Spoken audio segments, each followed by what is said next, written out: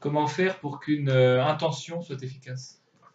Alors, comment faire pour qu'une intention soit efficace? Ah bah alors, donc ça, c'est un lien avec la loi d'attraction. J'attire à moi ce que je veux et non ce que je veux pas. Alors, ce qu'il faut, c'est déjà, dans un premier temps, conscientiser ce que je veux dans ma vie, à l'instant T. À partir de ce moment-là, bah, ce qui est bien, c'est de prendre une feuille de papier et d'écrire tout ce que je veux. Et de le transférer, on met au positif, sujet, verbe, complément, au présent, et donc au positif. Donc par exemple, si je veux une femme, par exemple, si je voudrais vivre une belle relation d'amour, il faut déjà se mettre dans la position du gagnant. Je vis avec une femme, déjà comme si vous l'avez, ou avec un homme pareil, je vis avec une femme qui m'aime et qui me rend heureux. Je vois cette énergie arriver, donc je vois cette femme, même si je vois que les contours de son visage et de ses formes, je l'imagine aussi comme je la veux, ou comme je la voudrais, mais c'est toujours au présent, donc c'est comme je la veux. Et je m'imagine avec elle dans une relation de vie, d'amour, de ce que je voudrais. Voilà. Et à partir de ce moment-là, donc ça sort en fait des pensées positives. Souvent, on va vous dire, je pense positif, je suis positif, sauf que c'est faux. Vous pensez positif, mais vous croyez penser positif. C'est pas parce que je dis, par exemple, je veux l'amour, ou je veux un mec, ou je veux surtout pas d'un homme qui boit. Voilà, bah, justement, là, à ce moment-là, quand tu dis ça, bah, tu vas attirer un homme qui boit. Parce que le ne pas, l'univers ne comprend pas. Donc à ce moment-là, je dis, bah, j'attire à moi une femme que j'aime, qui me rend heureux. C'est-à-dire qu'il faut le vivre, en fait. Il faut Voilà, c'est vivre ça. déjà. Je cherchais Ouais. le mot, merci. En fait, il faut le vivre dans sa chair. Mm. Dès que tu vis une situation dans ta chair, qu'est-ce que fait un corps d'eau avec des atomes? Mm. Il vibre. Mm. Et tu vibres positivement. Mm. Donc vivez chaque situation que vous voulez, etc. Et à partir de là, si vous êtes sur la même résonance que la même personne, la relation de couple se fera. Si vous n'êtes pas sur la même résonance que la personne, le couple ne se fera pas, même si vous avez une histoire d'amour ou sexuelle avec elle. Euh, et plus vous mettrez de la pression sur la personne, je veux vivre en couple avec toi, etc., et que ça fait 15 jours que vous la connaissez, ou même pas une semaine, comme j'ai déjà connu, la personne va fuir. Hein. Ce qu'il faut, c'est qu'une relation, pour qu'elle soit concrétisée dans le temps, il faut qu'elle soit nourrie pendant des semaines, des mois, et arriver à un moment donné, on se donne une chance et on essaye. Mais on ne peut pas décider comme ça, au bout d'une semaine, de se mettre en couple. Tu as tout compris? Voilà, donc Ouais. c'est pour qu'il y ait cette intégration de ça, il faut que ça dépasse la pensée positive. C'est-à-dire que cette verbalisation, cette pensée, doit devenir concrétisation en le vivant, Ouais. voilà, dans sa chair. Et donc, jusqu'à ce que cette 21 pensée, jours, pendant 21 jours. À jusqu'à ce que faire. cette pensée, élimine toutes les pensées négatives qui sont contre, Bah qui oui, sont mais contre de toute ça. façon, le fait Ouais. de le vivre, de Ouais. le vivre dans ta chair, d'y penser, de te le répéter, etc., pendant déjà les 21 jours, en fait, grâce à ça, tu vas déjà tuer Ouais. toutes les pensées contraires à ça. Mm. C'est-à-dire, j'aurai jamais de femme, j'aurai jamais de relation, de tout ordre, etc. Mm. Et ça, pour toutes les choses de la vie, c'est comme ça. Alors, ça paraît simple comme ça, mais essayez, moi j'ai déjà essayé, etc. Je l'ai fait pour ce métier que je suis en train de faire, etc. J'ai débuté comme tout le monde. Au début, j'avais un peu de clients, après j'en ai eu beaucoup, maintenant j'en ai beaucoup, beaucoup, beaucoup, vu que je fais ça un peu partout. Et donc voilà, et donc bah, vous devenez très bon et très fort, etc. Et si même vous avez des défauts, des lacunes dans certaines parties de votre vie, n'importe quel boulot, amour, etc., bah, ça aussi, vous prenez en compte ce qui ne marche pas et vous dites l'effet inverse comme si vous l'avez déjà. Hein. J'ai des problèmes sexuels, admettons, bah, je veux dire, bah, voilà, je fais très bien l'amour à ma femme et elle est très bien contentée. Et je le vis dans ma chair, etc., au niveau de la sexualité, de mon couple, etc. Mais pour les autres choses, c'est pareil. Voilà. Et, est-ce que c'est possible qu'il y ait des désirs dont on a, qu'on ignore complètement en fait, C'est-à-dire d'avoir des désirs qui sont tellement cachés que, enfin, qu'on les voit pas, enfin, finalement. Enfin, je sais pas. Ou non, enfin, c'est forcément. Bah, si tu as un désir caché, tu as forcément un manque. Et Ouais, ça donc, se ce manifeste manque, forcément. si ce manque, tu es capable de lui donner un nom Ouais. à ce manque. Mm. Donc, bah, il est plus caché, puisque maintenant, tu arrivé à faire Mm. t'as tiré le trait entre Parce que des les fois, deux enfin points. voilà, je me dis que j'ai un désir, mais je sais pas vraiment si je le désire vraiment. C'est ça, quoi. Enfin, je sais pas. Si, toi, ce Voilà. que moi je ressens, c'est que ton désir s'est installé professionnellement et vraiment dans ta passion, hein, qui est la musique. Et ce que tu as envie aussi, c'est de créer une relation de couple. D'accord? Comme toute personne équilibrée, ces deux aspects-là, il faut en fait à tout le monde. À part pour les gens qui sont déséquilibrés, il leur faut pas, toi. Mais les gens qui sont équilibrés, ils veulent créer une relation de couple, d'harmonie, d'échange, etc. Parce que le couple, c'est pas que de la sexualité, c'est aussi un partage, c'est aussi une entraide, c'est aussi une protection, c'est tous les aspects, c'est aussi de la sexualité, c'est aussi plein de choses. Voilà, le boulot, c'est ce qui va alimenter ta vie de couple, te donner à manger, te permettre de vivre et de réaliser en fait tes aspirations profondes et donc ta vie. Donc tout le monde doit l'avoir. Ceux qui décident de rester célibataire, par exemple, c'est quelqu'un qui décide de rester sur ses blessures et plutôt que s'ouvrir à l'autre et à lui-même, il va se renfermer que sur lui. Toutes les traditions spirituelles où il y a, par exemple, enfin, le célibat, tout ça, enfin, les moines, par exemple, Ouais. bouddhistes, tout ça, enfin, Alors il y eux, a ils quand même un sont. intérêt à ça. Enfin, c'est pas juste. Moi personnellement, je trouve que c'est un aspect négatif D'accord. de la spiritualité. Hmm. De pas être pas avoir une relation de couple ou voilà. Alors, comme je te disais, comme on disait tout à l'heure, c'est vrai que le fait de se retrouver seul, ça laisse plus de temps à soi, à son développement personnel, etc. Mais c'est aussi une forme d'égoïsme, Hmm. d'accord? Et donc, on peut pas penser qu'à soi. Donc, il faut aussi élever l'autre. Donc, les relations, même. Alors, l'aspect bouddhiste, moi, je le vois, mais il y a aussi je sais qu'il y a un aspect bouddhique, je sais plus comment il s'appelle, mais c'est comme nos pasteurs, ils ont le droit d'être mariés. Ouais. Je Ah sais oui. plus comment il s'appelle, mais ils ont aussi des nonnes. Ouais. Les bouddhistes. Et Hmm. ça, il y a beaucoup de gens qui ne savent pas. Ils ont aussi Donc, ils ont les aspects un peu comme chez nous. Nous, on a les moines, on a les sœurs, etc. Mais tu regardes, hein, il y a eu plein de choses quand on a vendu les couvents, on a retrouvé quand même des bébés dans des monastères où il y avait des femmes, et ça prouve bien qu'il y avait quand même des relations sexuelles. Donc ça, la religion, par ces aspects-là, etc., ça a été qu'une manipulation, comme je disais, faite par Saint Paul dans une de mes vidéos. Ouais. J'ai eu beaucoup justement d'appels à ce sujet, etc., et de commentaires. Et c'est vrai, quand tu regardes sur Internet, tu regardes la vie de Saint Paul, mais il faisait pas partie des 12 apôtres déjà. Et c'est lui qui a sorti ça de son chapeau et en disant, bah, le couple, ça doit être un homme et une femme, ils doivent absolument procréer, mais c'est marqué où? Tu dois absolument procréer. L'amour, alors c'est vrai que c'est un partage, mais c'est aussi donner naissance à une descendance, etc. Mais comme je disais, si sur 2 générations, il n'y a pas d'enfants, bah, il y a l'extinction de la planète aussi. Il n'y aura plus personne voilà, pour continuer ce qu'on a créé. Donc, l'un dans l'autre, Ouais, jamais mais aucun là, dieu ok. n'a jamais dit qu'on ne devait pas être homosexuel. Tu vois ce que je veux dire? Il y a des gens qui sont homosexuels et ça va très bien dans leur couple, etc. Et ça va même mieux que des hétéros et vice-versa.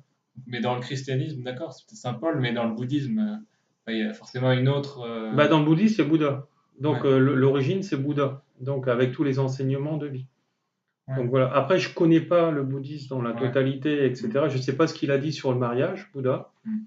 Je sais pas ce qu'il a dit au niveau de leur moine, etc. Mais nous, par exemple, parce que je me suis intéressé, mais nous, dans le catholicisme, les prêtres avaient le droit d'être mariés jusqu'au XIVe siècle. Tu le retrouves sur Ah ouais. Internet. Tu tapes mariage des prêtres au XIVe siècle et tu verras que le Vatican Même les l'interdit moines, pour les des moines. problèmes de succession. D'accord. Au XIVe siècle, je ne sais pas s'il y avait des moines déjà, parce que, Ah, si, si, si. Ouais, peut-être. Alors, je sais pas. Là, je Ouais. sais pas. Là, c'est une interrogation que tu me poses. Mais ils avaient le droit d'être mariés. Je sais pas. Là, je peux pas te répondre sur si ce que les moines pouvaient être mariés, etc. Mais Parce que bon, certaines traditions, elles disent que, enfin, c'est, par exemple, quand on fait l'amour, enfin, il y a une partie de l'énergie qui s'en va, et donc c'est pour garder cette énergie-là, en fait, qui préfère rester célibataire, en fait. Bah, si c'est une relation Ouais. d'amour, c'est une bonne énergie.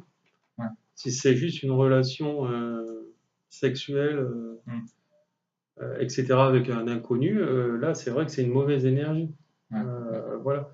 Mais de toute façon, là, c'est aussi un partage, hein, la sexualité de toute nature, hein, que ce soit juste une aventure, etc. Et Mm. donc, je pense que, c'est pas que je pense, j'en suis sûr, chacun doit trouver sa voie là-dedans, etc. Et c'est pas parce que tu vas coucher avec quelqu'un, même sans être marié, que tu vas être quelqu'un d'impur ou pas bien. Ça, c'est juste des idéologies religieuses qui ont été là, mis pour encore endoctriner l'être humain à le faire évoluer à sa sauce et après être un esclave en disant tu dois aller faire 10 pénitences, sinon bah, tu vas aller en enfer. Mais l'enfer, il n'est pas là-haut, il est ici. Et le bas astral, il est ici. Il est là sur les plans de vie où on vit. C'est pour ça que quand je soigne des gens, il y a des gens qui viennent charger avec des entités, des morts qui ne sont pas montés au ciel et qu'il faut les dépolluer, etc. Parce qu'eux, ils sont dans des fréquences basses. Et nous, on ne peut pas être accroché à ça. Et si on est en contact avec ça, on va les décrocher. Voilà. Moi, j'ai déjà démonté dans l'enfer, tout ouais. ça. Enfin, c'est sur ce plan de vie, en fait. Et en fait, les morts ont conscience des êtres, enfin, de nous, quoi. Enfin, en fait, les morts, ils nous voient. Ouais. Tous les morts. Pourquoi nous, on les voit pas? Parce qu'eux, ils sont dans des fréquences supérieures à la nôtre. C'est-à-dire qu'ils ont lâché le corps physique. Ouais. Et le corps physique, qu'est-ce que c'est le corps physique? C'est du cartésien. C'est que de la matière. D'accord? Donc, ils sont hors de la matière.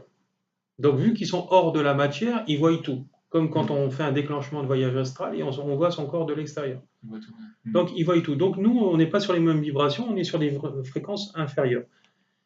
Et donc, eux, ils nous voient. Et quand ils ont refusé de monter au ciel parce qu'ils ont voulu rester accrochés pour la belle voiture, pour la belle femme qu'ils ont laissée, etc., ah bah, ils restent sur le plan terrestre et ils souffrent atrocement.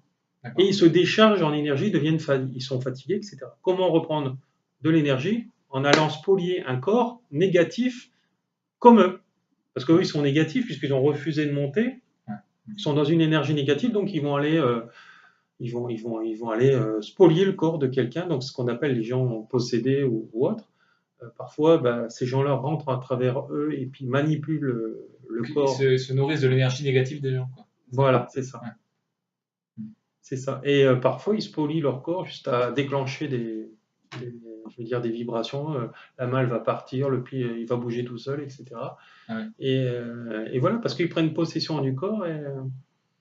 Voilà. Et après, on les met sur le plan du cartésien, on va dire que c'est des gens malades mentalement, etc. Ils finissent la plupart du temps en hôpital psychiatrique.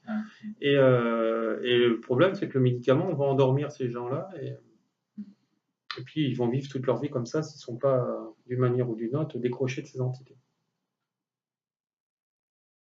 Et en même temps, enfin, d'après ce que j'ai entendu dire, c'est que ces gens-là sont aussi, d'une certaine manière, plus proches de l'éveil spirituel, parce que qui ça? Les gens qui sont malades justement mentaux. Ah oui, alors les gens qui sont malades mentaux et sur le, oui, souvent en fait c'est parce que leur âme elle est sur un plan vibratoire hyper haut et leur corps physique est aussi sur un plan hyper bas. Donc souvent c'est des médiums puisque déjà ils sont en contact avec des entités, etc.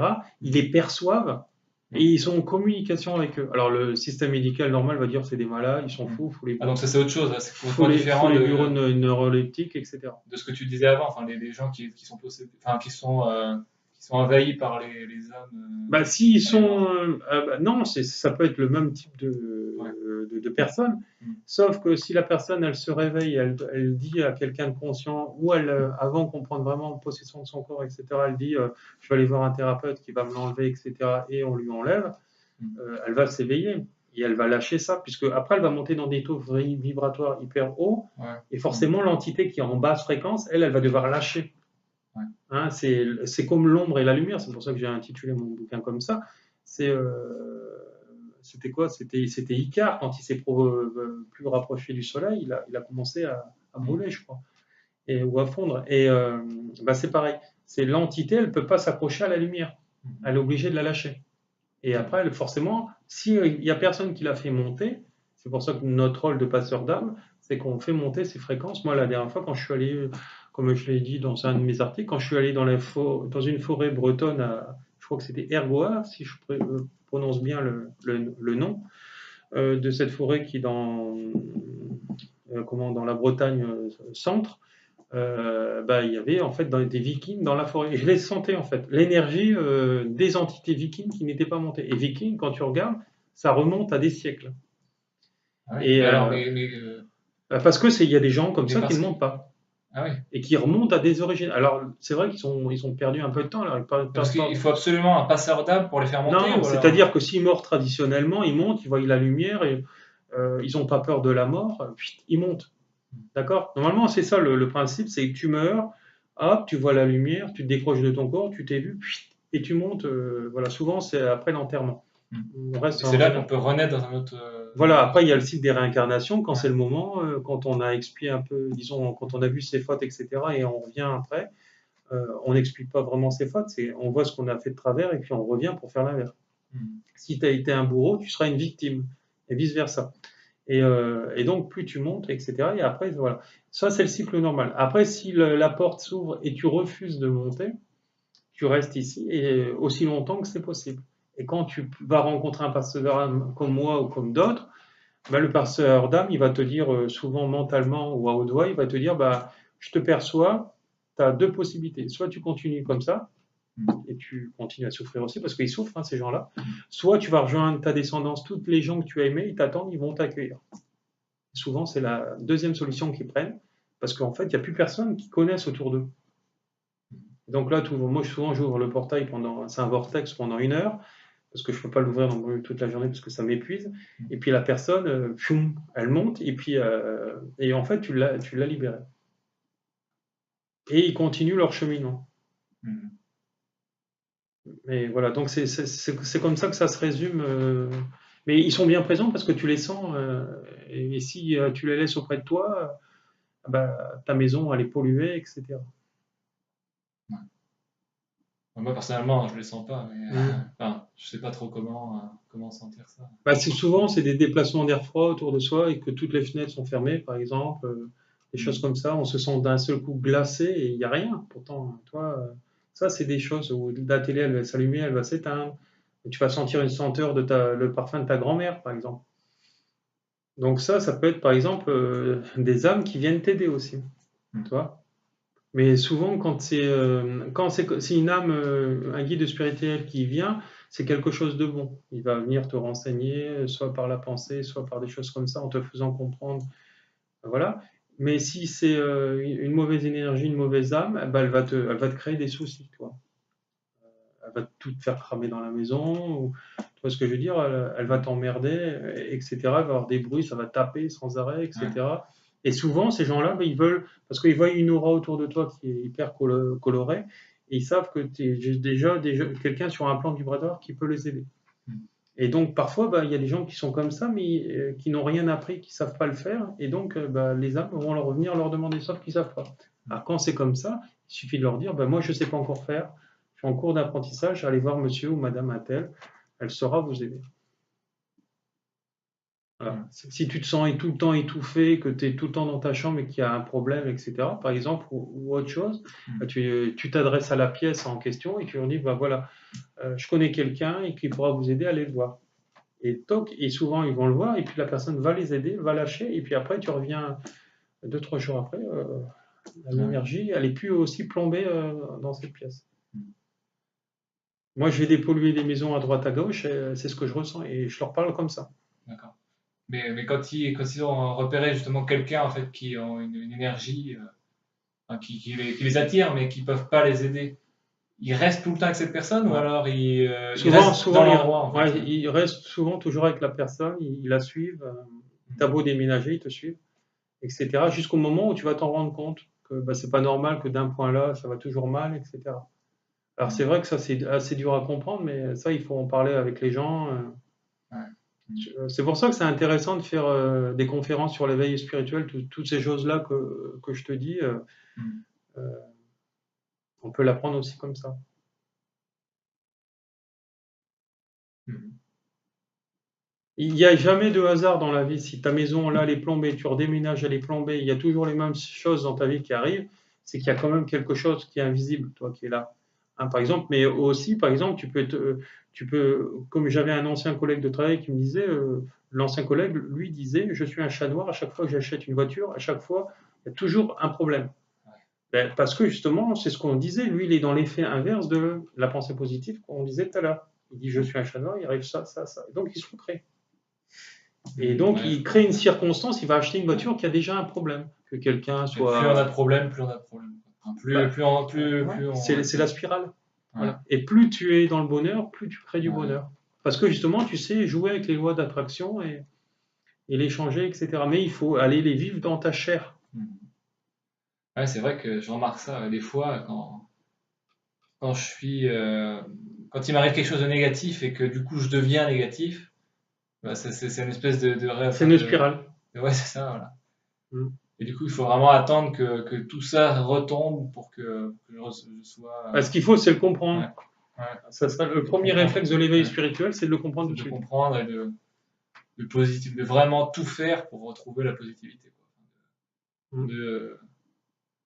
D'être, enfin ouais, de formuler des intentions et de se calmer, de se poser, et de faire le soin Reiki, par Mm. exemple. Ouais. Comme tu as appris Mm. avec moi. Ah oui, justement, tu voulais me parler de ça tout à l'heure, tu m'avais dit. Tu voulais parler de qu'est-ce que ça t'avait apporté le soin Reiki. Rappelle? Euh, On va couper la vidéo, ça va être une prochaine et puis on va pas durer trop longtemps. ouais. Vous retrouvez en fait tous les renseignements sur cette vidéo. Merci, au revoir.